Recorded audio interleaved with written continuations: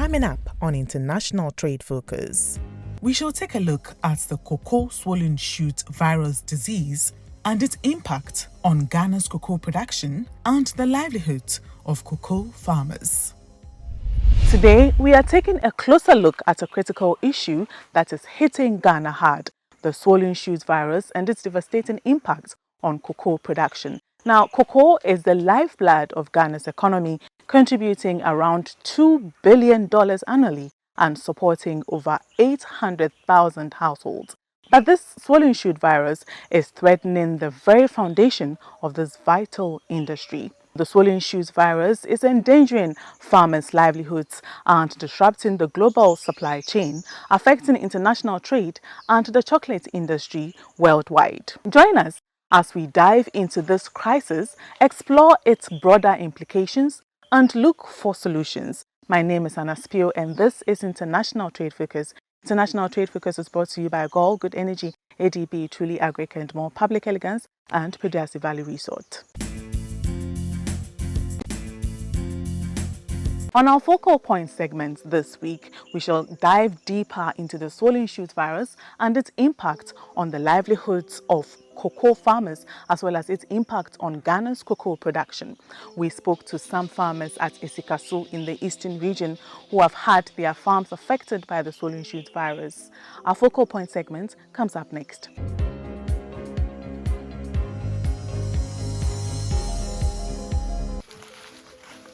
Imagine walking through a cocoa farm in Ghana where the scent of fertile soil mingles with the sight of infected cocoa trees.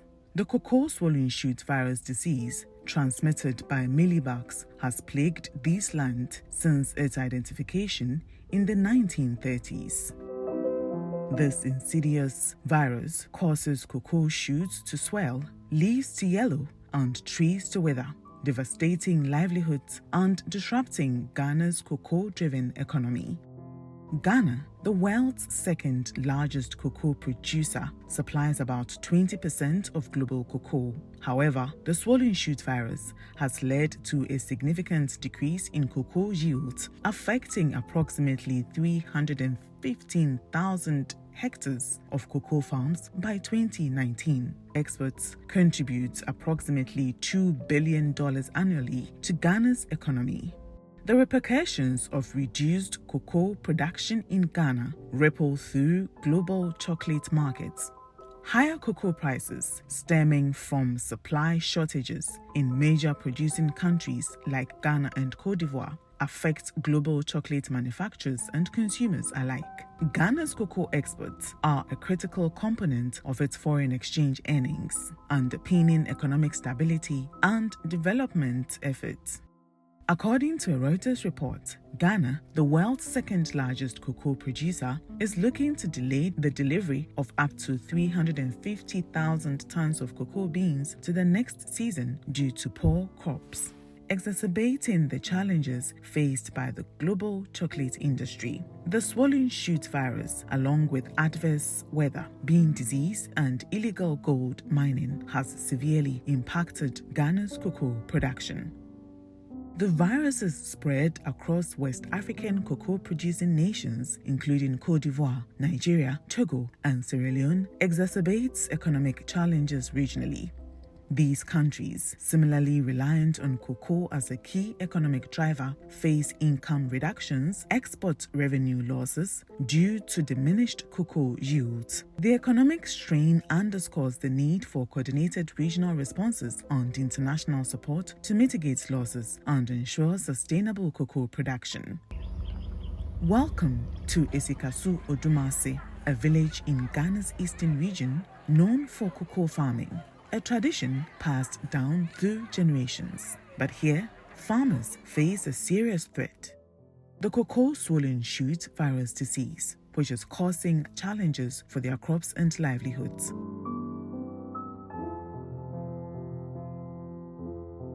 So this is a cocoa tree that has been affected by the swollen shoot virus. The shoots are swollen, leaves are turning yellow, and growth has been stunted. Now, once a tree gets sick, farmers have to cut down the entire tree to prevent it from spreading to other trees. Taking a look at this space next to me, there were lots of cocoa trees that had been planted in this area, but they had been infected, so farmers cut the trees down to prevent the swollen shoot virus from spreading further. And sometimes, like in the case of this particular farm, it's simply too late. The virus spreads quickly across the farm. Farmers are left with no choice but to cut down all cocoa trees. It's a devastating situation for farmers, wiping out their entire source of income and the heart of their community's economy. This farmer cut down all affected cocoa trees and planted maize in its place.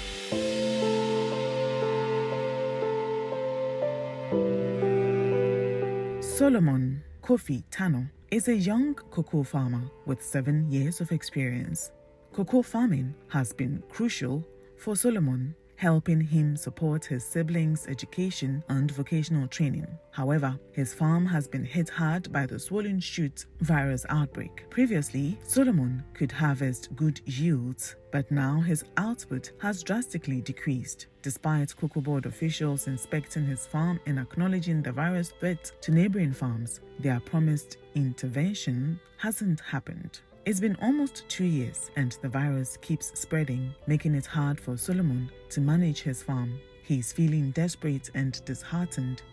Solomon is calling on Cocoa Board to fulfill their promise as his passion for cocoa farming fades amidst ongoing challenges. I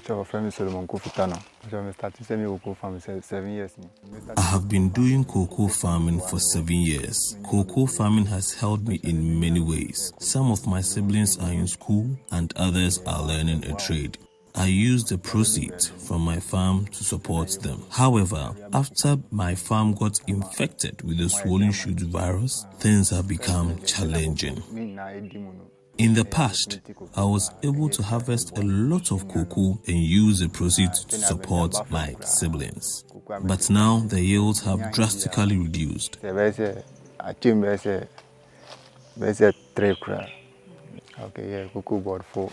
Cocoa Board officials came to inspect the farm to see the extent of the infection. They explained that the infection can easily spread to neighboring farms. They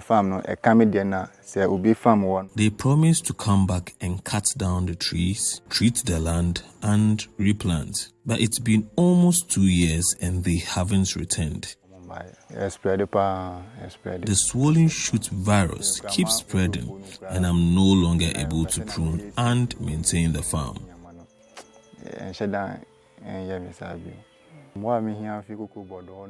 I am pleading with Cocoa Board officials to return and treat my farm. I love cocoa farming, but I'm losing interest because of the current situation.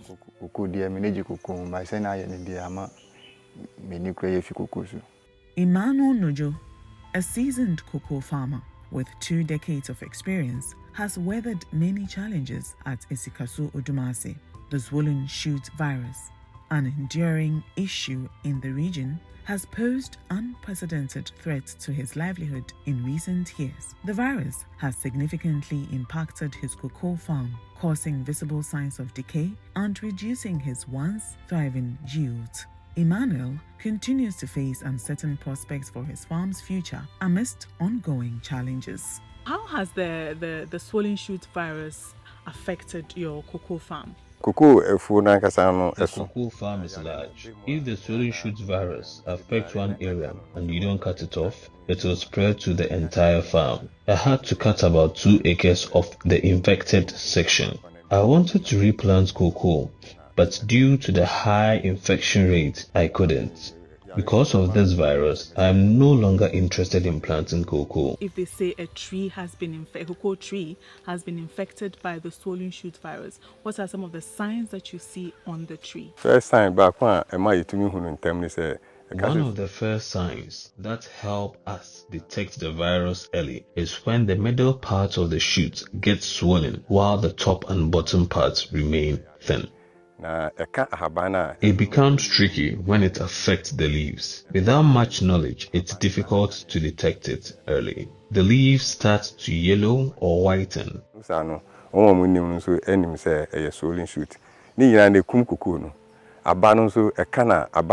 cocoa pod also becomes smooth like an orange, instead of its typical textured appearance.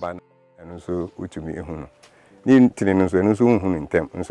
hard to detect in the roots, but once you uproot an infected tree, you will see that the roots are swollen. Sometimes you can harvest for a while, but since there's no cure, eventually the tree dies. Once you identify that a tree has been infected with the swollen shoot virus, what is the next step that you take as a farmer? From the education we received, we learned that once the virus affects one tree, you should cut down that particular tree to save the others from getting infected. Sometimes the infection is found across the farm, indicating that the virus has spread extensively. In such cases, you need to cut down the entire cocoa farm. Have you changed how you farm to protect cocoa trees from the virus? Traditionally, we pick seedlings from other farms and plant them. So if the farmer picks an infected seedling and plants it, the infection spreads. This is typically how the swollen shoot virus spreads from farm to farm. Access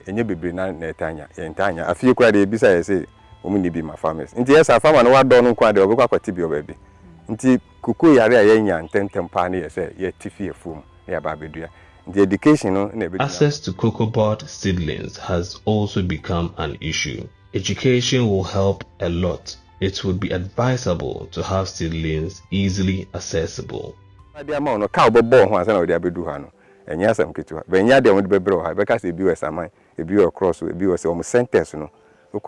How has the virus affected your income from cocoa farming? On a good day, you should be able to get about 10 bags in a session. But currently, due to the swollen shoot virus, my yields are about 5 bags. With the infected portion that I've cut off, there will be no yield coming from there. The virus significantly affects the yields. From your point of view, as a cocoa farmer at Esikasu, once a farm gets infected with the swollen shoot virus, how does Ghana Cocoa Board reach out, and what level of support do they give farmers who have had their farms infected with the swollen shoot virus? Ghana Cocoa Board say Ghana neso nti no won adwuma no so say eson eche ho omo ba enchen nso enye ntem omo. Officials from Ghana Cocoa Board came around, but their response was slow. My farm got infected a while ago. I've reached out to them, but since they were not coming, I had to cut down the infected portion myself. It's been a while since they provided us with any education. I don't know if it's due to a lack of personnel or funding that causes these delays. With you being a cocoa farmer, I know that you know several farms that have been infected with the swollen shoot virus that have received some form of assistance on the farms. What does a typical treatment look like? If Cocoa Board visits a typical farm that has been infected with the swollen shoot virus, what are some of the things that they do on the farm and do for the farmer too? Cocoa Board wants to share. Transfer.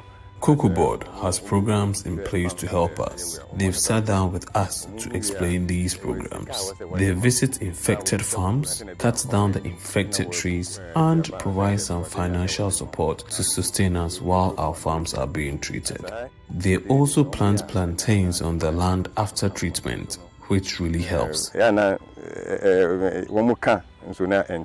However, their response is often very slow.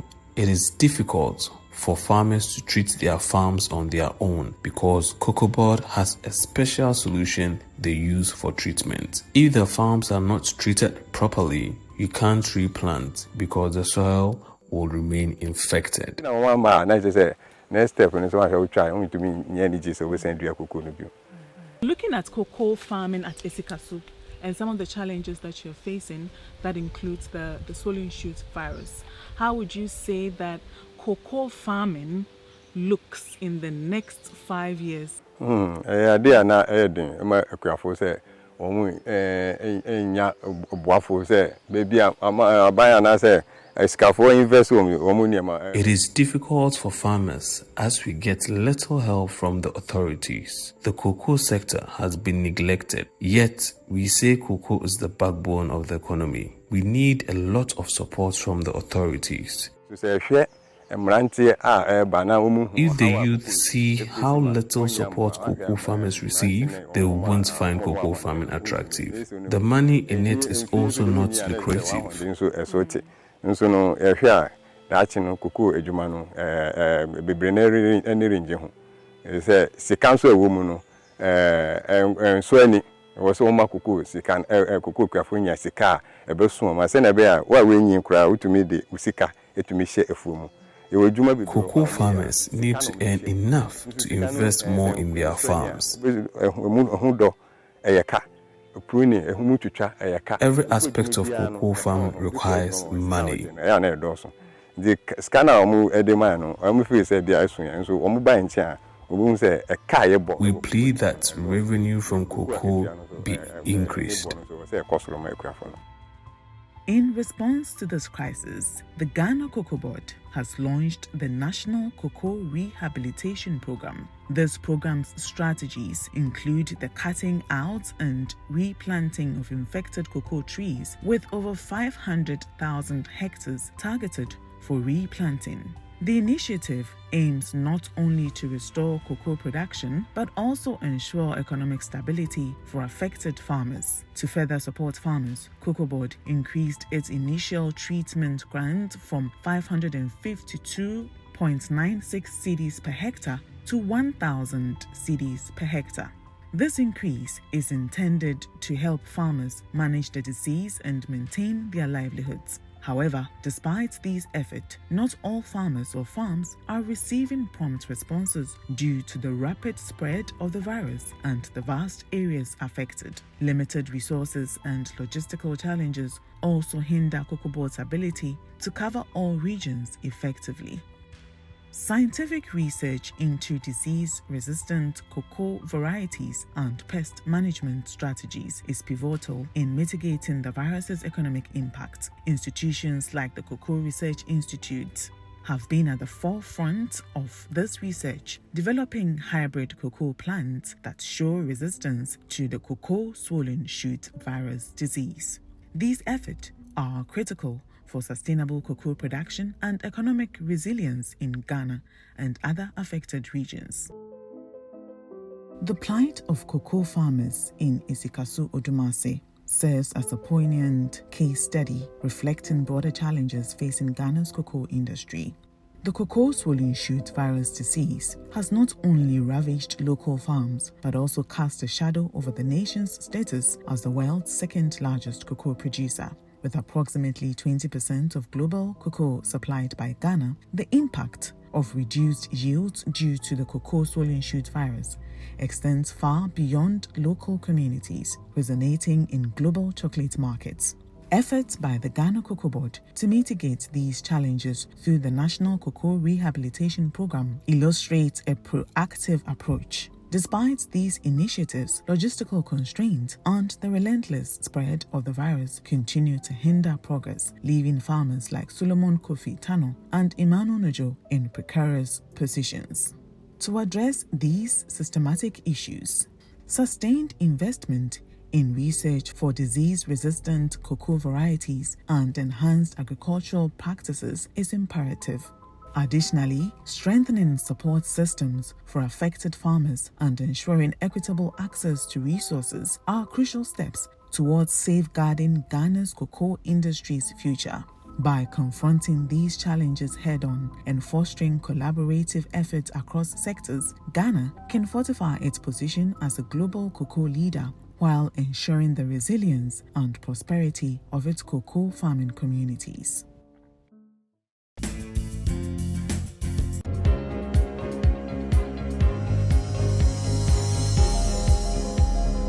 So the impact that cocoa production and exports has on Ghana's economy cannot be overemphasized, with cocoa being one of Ghana's primary exports and generating a lot of revenue for our economy. Any issue that affects the sector must be addressed. On today's edition of International Trade Figures, we are taking a look at the swollen shoot virus and the impacts that it has on the cocoa sector and cocoa farmers. Joining us in this discussion is the head of public affairs, Ghana Cocoa Board, Fifi Wafa. The swollen shoot virus, we know that it's a canker that has been plaguing cocoa farms for years. Give us a brief background of this virus and the impacts that it has had on the cocoa industry. Okay, so the swollen shoot virus disease is a disease that, my information is that, led to the establishment of the Cocoa Research Institute at Tafo. It means that it predates the 1940s. It's been with us for a very long time. So when cocoa business started in Ghana, then they realized there was this virus. So the Research Institute, which we now know as CRIC, used to be the West Africa Cocoa Research Institute, WACRI, was established to find an antidote or an answer to this very virus and its impact. Fast forward, it has been with us. We still do not have a chemical solution as in treating the virus. So it's been with us for these number of years. The only solution known at this point is that when it happens, you have to cut the affected tree, because if you do not cut it, it helps with the spread. So the mealybugs that spread the virus, take it and move it around, and then it spreads the virus on these cocoa farms and nearby farms. So it has been with us for many years. What has been happening is that the affected farms, hitherto you select the affected trees, you treat it so that it doesn't lead to the spread. But at a point in time, I think the policy changed where Cocoa Board stopped treating it for the farmers, and rather we're supporting the farmers to treat it. It looks like that policy did not really help, and it resulted in the widespread of the virus. And if you go to the Western North, which hitherto was the biggest producer of cocoa, producing about 1/3 of the national production, it is hardly hit. Most of the farms have been devastated, and today we talk about 590,000 hectares of cocoa farms that have been affected by the swollen shoot virus disease. So that's basically what the swollen shoot is and its impact on the industry. Some efforts have been made to at least arrest the challenge, and then to make sure that we at least stop the chain of spread, and then also to start some of the affected farms. Just as I said, if you do not treat the farms, the spread will continue. But then if you cut it, you stop the chain of spread, and then you also start the farms. In some countries, what they do is that when they treat the farms, they do not plant again. But in our case, the plan is that the treated farms will plant them again, because we need the land for the production.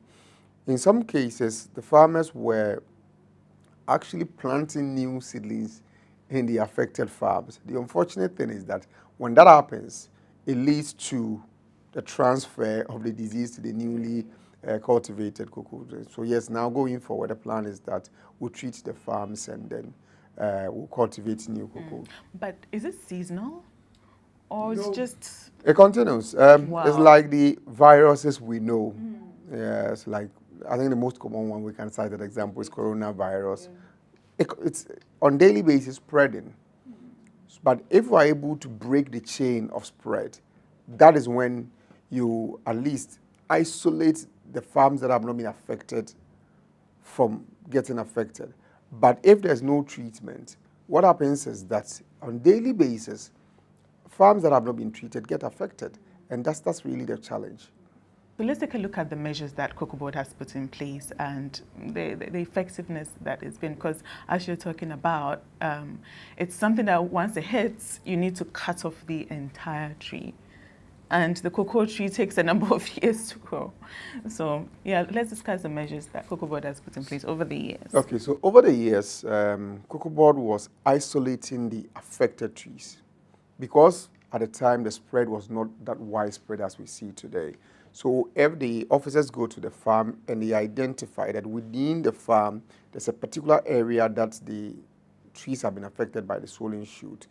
So they identify those farms, cut it, and make sure that they apply arboricide to make sure the stems die, and then it does not allow the spread of the disease. It happened for a number of years, and at the time, Cocoa Board was supporting the farmers to treat it.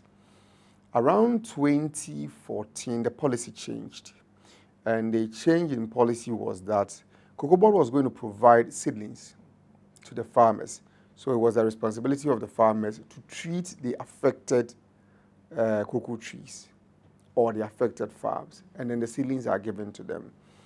It did not really help because when it strikes, even though the farm is affected, the farm still bears some fruits, even though fewer fruits compared to a cocoa farm or a cocoa tree that has not been affected by swollen shoot.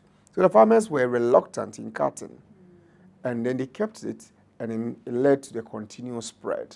What the strategy has been since 2019 is that every farm that is affected, Cocoa Board, after agreeing with the farmer, would cut the affected farm. So we agree with the farmer first as a way of convincing the farmer. We believe that the farmers, that's a source of income for them. So asking the farmer to say that, okay, we are going to cut your entire farm, that's cutting the source of livelihood of that farmer. So there was some level of reluctance from the farmers. So Cocoa Board pays 1,000 Ghana cedis per each hectare to the affected farmer.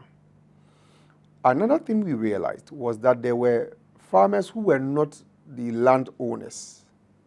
So at the time the cocoa farmer takes the 1,000 cedis per hectare and allows Cocoa Board to cut, immediately cut it, the landowner says, because of reversionary rights, now the land reverts back to the owner and he doesn't want you to have the cocoa farm anymore.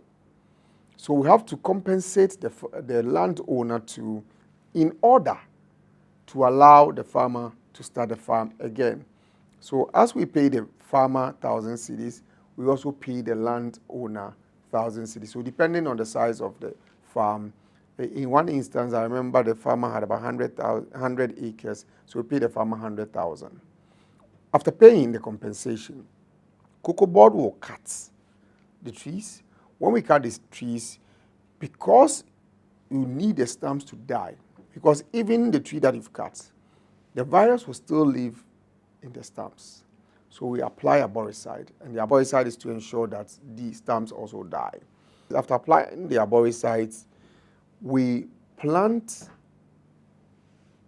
plantain, because the virus does not affect plantains. We plant plantains in the farm, and then when the tree stumps die, we plant the cocoa trees. Of course, the plantain also serves as a cover for the young cocoa trees because it needs a bit of a shade. Right. Without a shade, the trees may die. So it serves as a shade for the young cocoa trees and also as a source of income for the farmers. They've lost their cocoa farm, so at least they're able to harvest the plantain and feed on. And let me say, Cocoa Board has no right to these plantains that are planted, even though Cocoa Board, after cutting, will hire people to plant the plantain and then also hire people to plant the cocoa trees. They harvest it, and then the farmers are the beneficiaries of it. Cocoa Board will also hire people to maintain the farms, and the maintenance of the farm includes weeding of the farm. And this is done for the cocoa farmer. We do that, and the expectation is that we must maintain the farm at least for a minimum of 2 years before the farm is handed over to the cocoa farmer. But until the time that the farm is handed over to the farmer, Cocoa Board maintains these cocoa farms.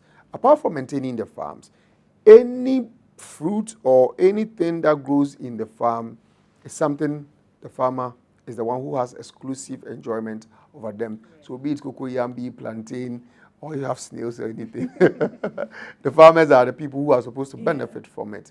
So we do that. Indeed, it's been very, very good. Of course, the weather sometimes creates a challenge for us.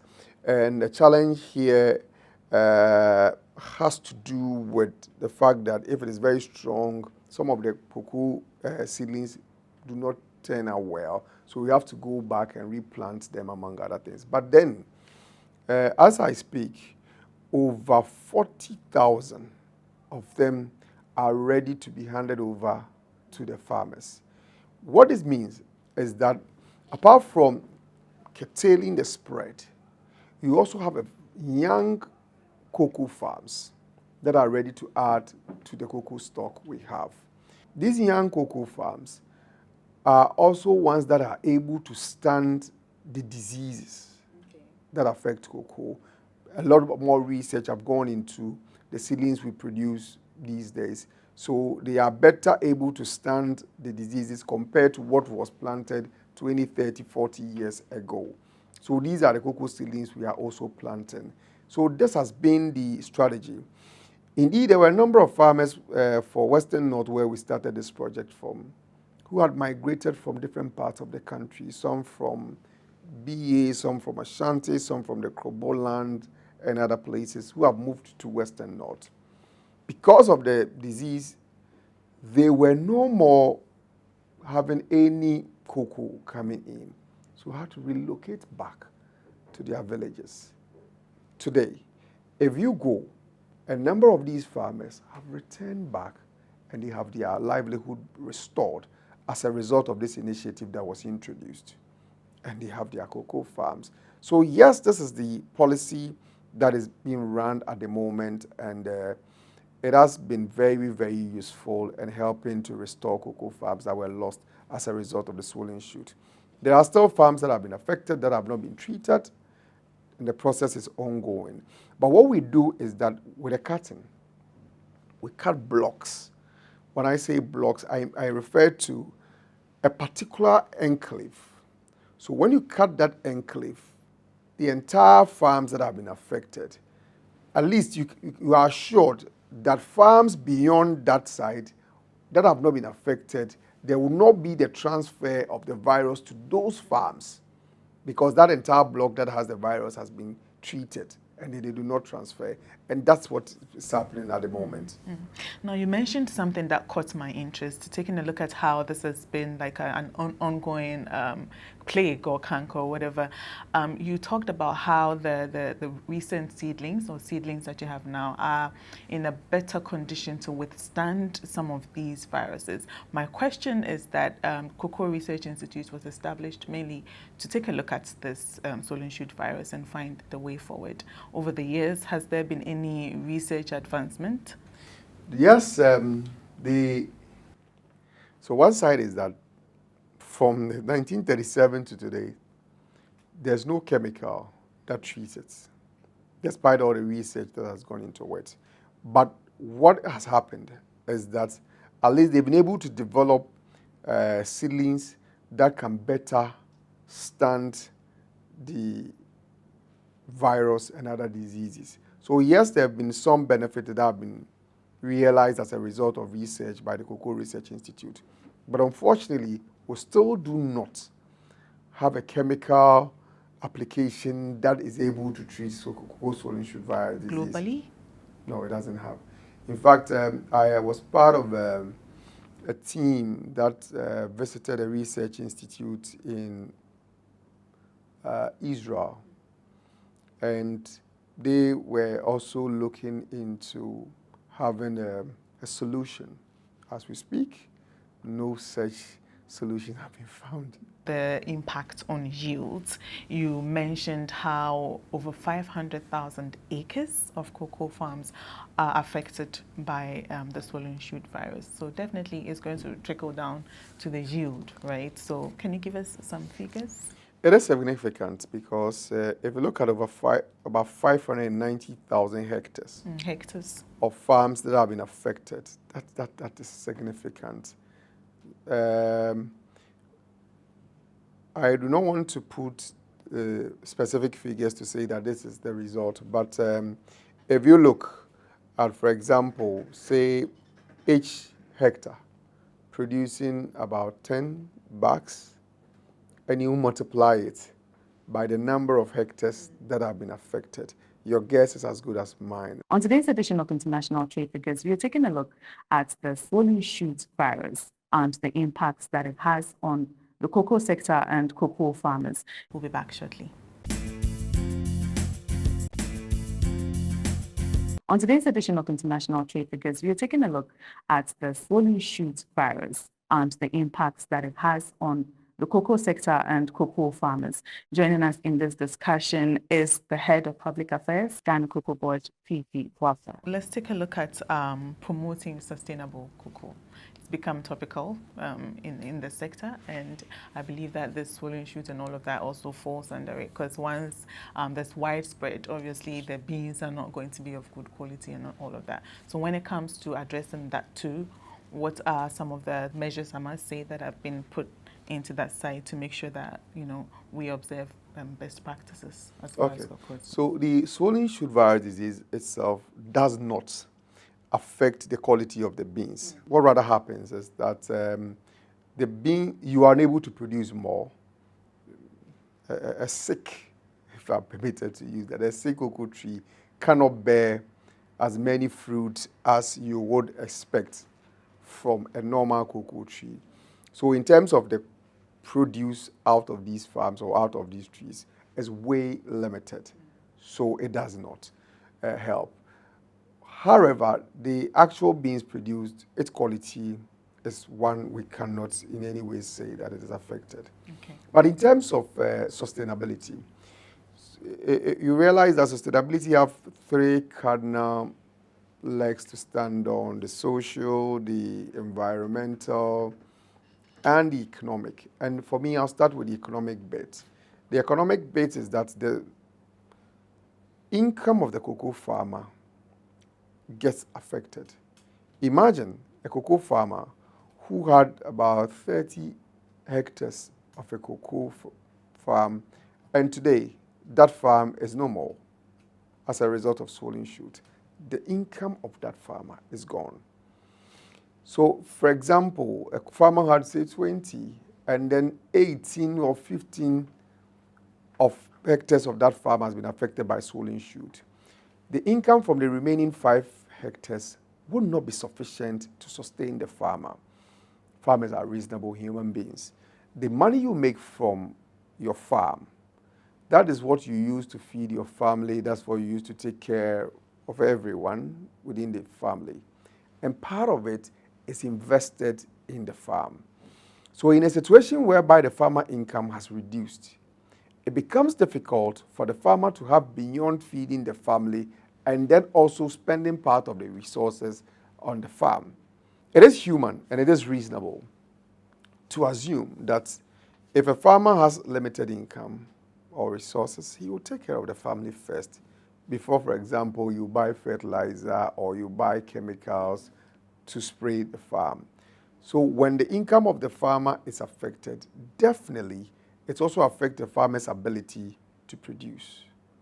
And it leads to all manner of challenges the farmers face and the industry face. So yes, in terms of sustainability of the industry, I would say the swollen shoot has some rippling effect on the cocoa industry in terms of productivity and in terms of other factors. But even on the swollen shoot, with the indulgence, I would like to say that the over 41,000 farms that have been treated, the government has taken the decision to hand them over to the cocoa farmers. The expectation is that on the 28th of June, government will hand over these farms to the beneficiaries of the initiative. These are not only the only farms we've treated. There are several other farms at different levels which will hand them over to the cocoa farms, the farmers. The expectation is that at this stage where the cocoa has started fruiting, the farmers at least will get a little income from it, and it will help them to be able to maintain till it gets to its peak from 5 to 7 years, where they have the full realization of the crop from these farms. So yes, we'll hand over these farms, and the expectation is that in the next few years, it will add significantly to the production numbers of our country, and that will happen. The other farms we are treating, some are at the stage of cutting, some are at the stage of planting, some are a year old, some are a year and a half. The expectation is that going by 2 years' time, we can also hand over, of course, the farms we are starting today, but then others will also be handed over as we move along, depending on the stage these farms are here. So have you employed any technology, or do you employ any technology when it comes to the curtailing of the exponential? So the one of the companies that has been employed to help with the service delivery is actually using a technology of multiplying the plantain seedlings.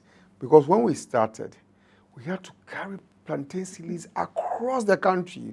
Because just imagine if we're planting plantain seedlings on 40,000 hectares of land, the truckloads. And I remember when it started in Western North, we're even cutting plantain seedlings from Eastern region to Western North, considering the distance. And sometimes when it gets there, you are able to have all of them in good condition to start fruiting and doing well. So there's a company called Afarinik and Kumak, which we hire their services, and they do the multiplication of the plantain suckers. And it's amazing. They do quite significant work. And if you go to Western North, there are several people who have been employed as a result of this work.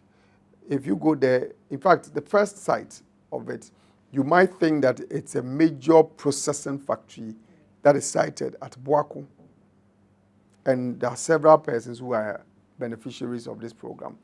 So apart from the fact that this is helping restock our tree stock, it is also providing employment to people on the ground, and these people are working.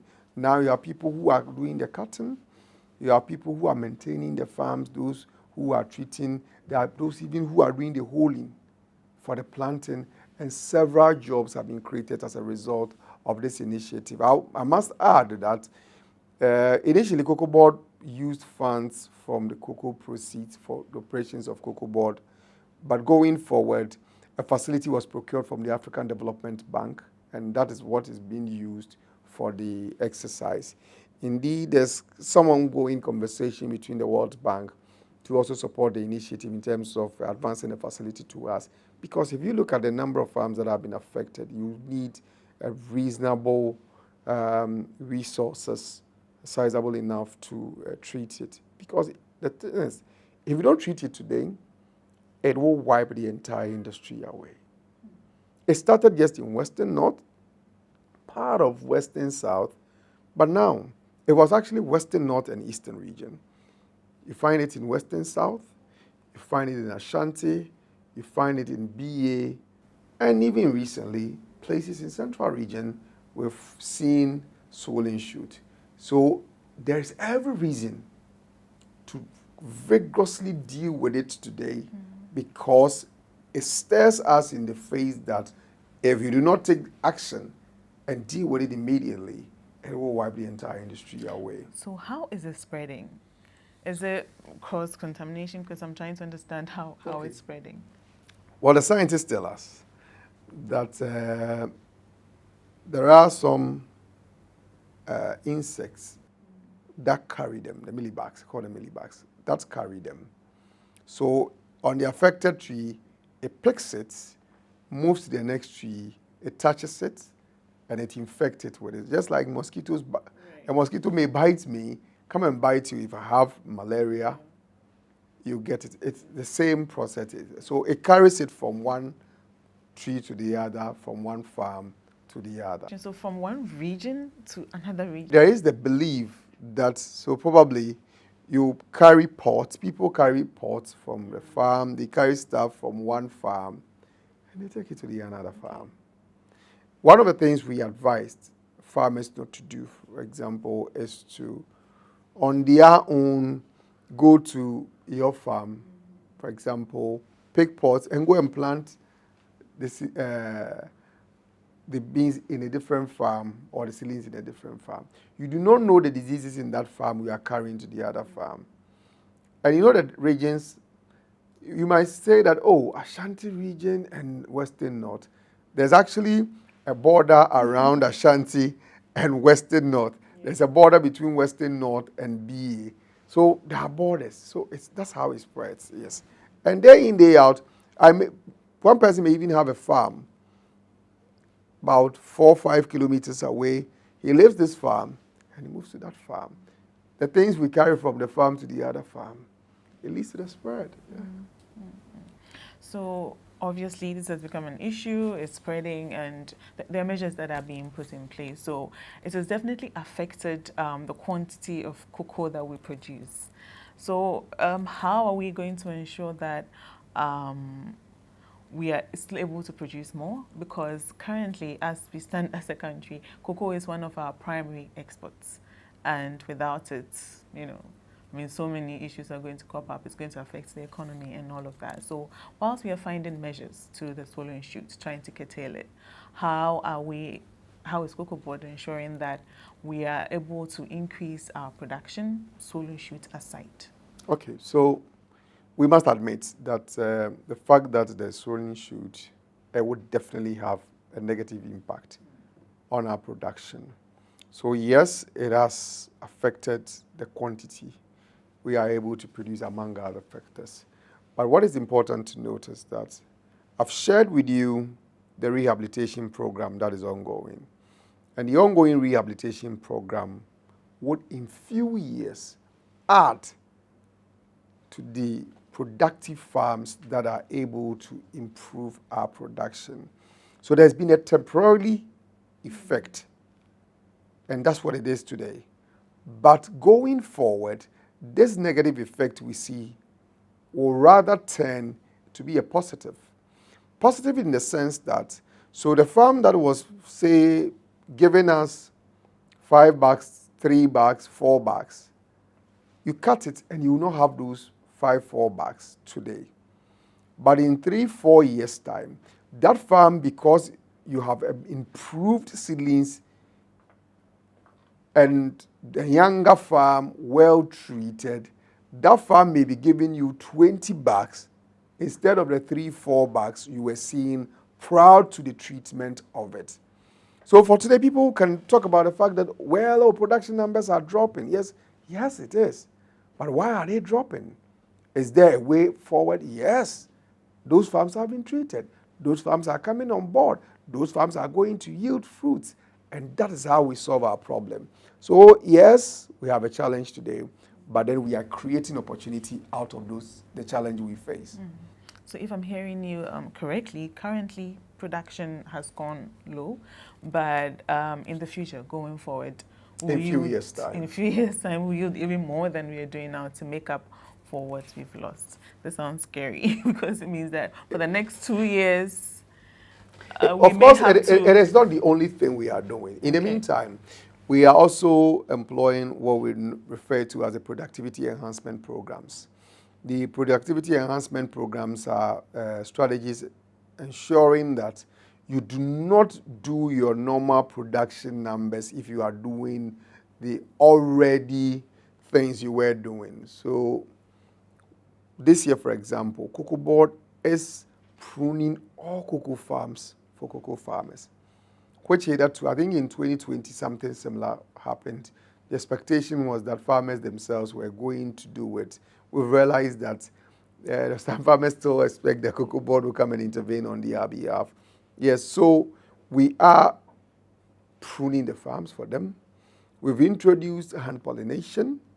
We are helping the farmers to pollinate the farms, and pollinated farms, pruned farms would definitely yield more or give you better yield compared to farms that have not. There are other innovations that are coming in to ensure that despite the challenges we face, these interventions come in to augment the existing arrangement to give you better yield. Aside the reduction in production, there's also a challenge that we face, that is the pricing. I believe that a few years ago, Ghana and Cote d'Ivoire came together to say that yes, we produce a chunk of the world's cocoa, so let us have a say on pricing, and it was pushed out there.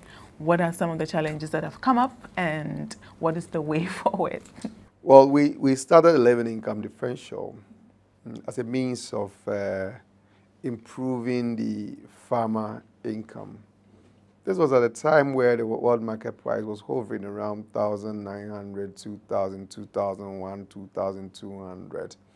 So the living income will at least push you to about 2,400, 2,600. Today, the story has changed. It has changed because the weather pattern has been very bad in recent